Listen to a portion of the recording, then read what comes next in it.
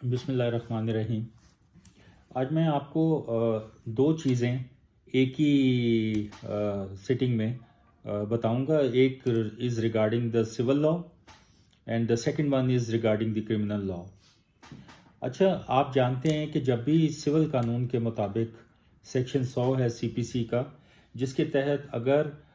Civil court سے کوئی فیصلہ آپ کے خلاف آتا ہے تو اس کی آپ اپیل فائل کرتے ہیں،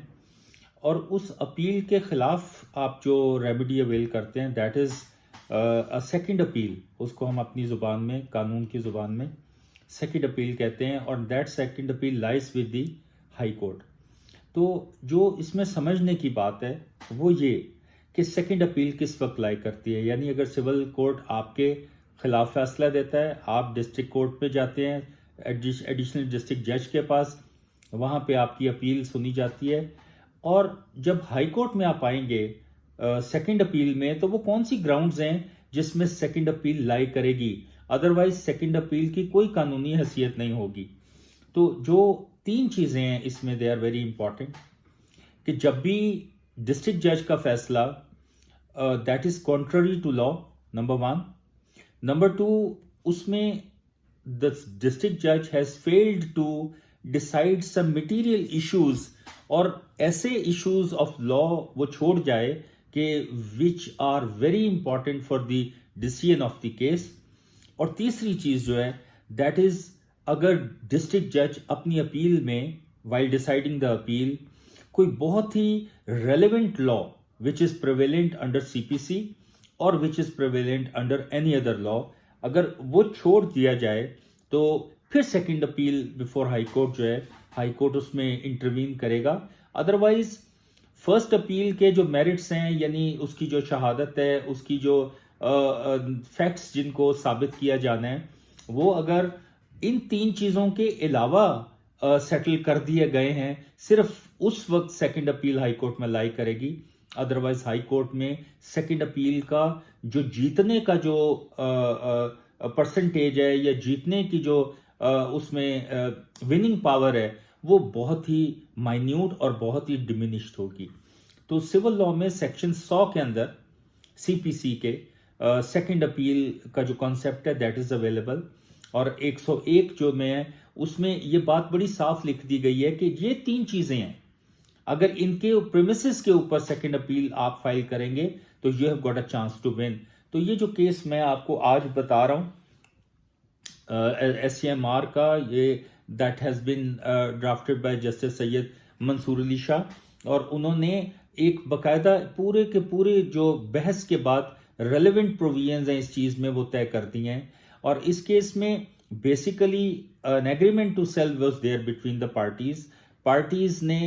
جو تھرڈ پرچیزر تھے، یعنی دو پارٹیز کے درمیان تو ڈسپیوٹ تھا، تو تھرڈ پرچیزرز نے وہ جگہ خرید لی، اور الٹیمیٹلی تھرڈ پرچیزرز کے حق میں سول کورٹ نے بھی اور ڈسٹرکٹ جج نے بھی ان کے حق میں فیصلہ کیا۔ تو جو پرچیزر پارٹی تھی، first purchaser, they went to the second appeal before the honourable High Court. High Court نے سیکنڈ اپیل میں ان پریمیسز کے اوپر اس وینڈر کے حق میں فیصلہ دیا جو کہ آنریبل سپریم کورٹ کے مطابق ور ناٹ اکارڈنگ ٹو لا،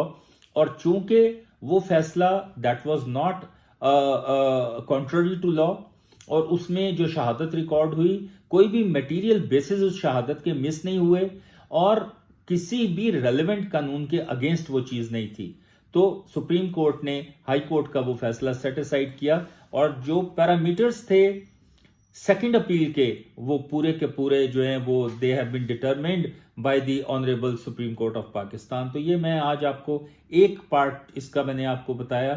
کہ سیکنڈ اپیل ہائی کورٹ میں کس وقت لائی کرے گی۔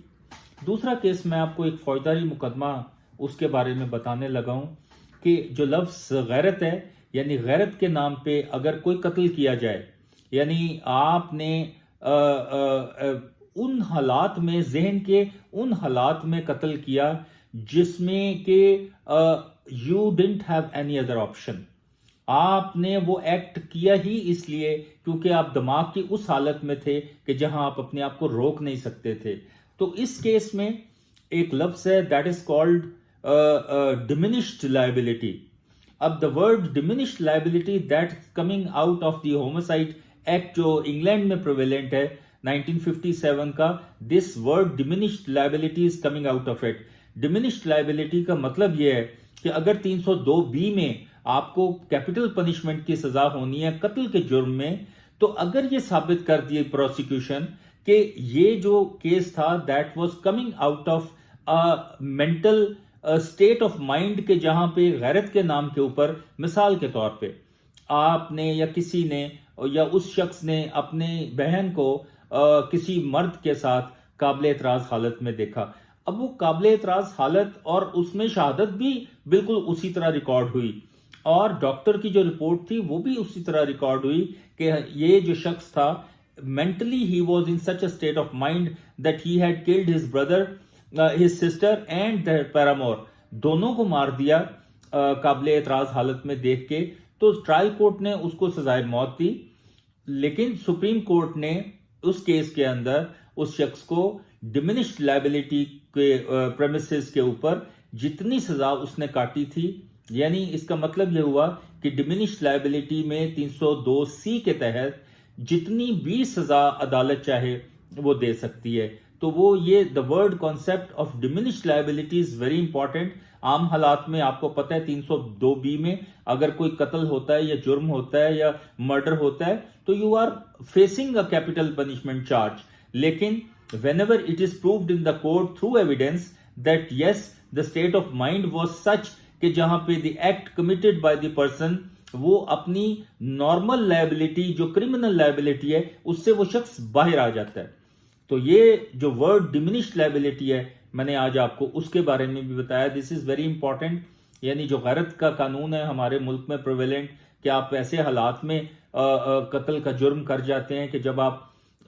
نہ چاہتے ہوئے بھی کسی کو جان سے مار دیں اور اس وقت آپ کے دماغ میں کوئی اور بات آتی ہی نہیں ہے instead of killing a person.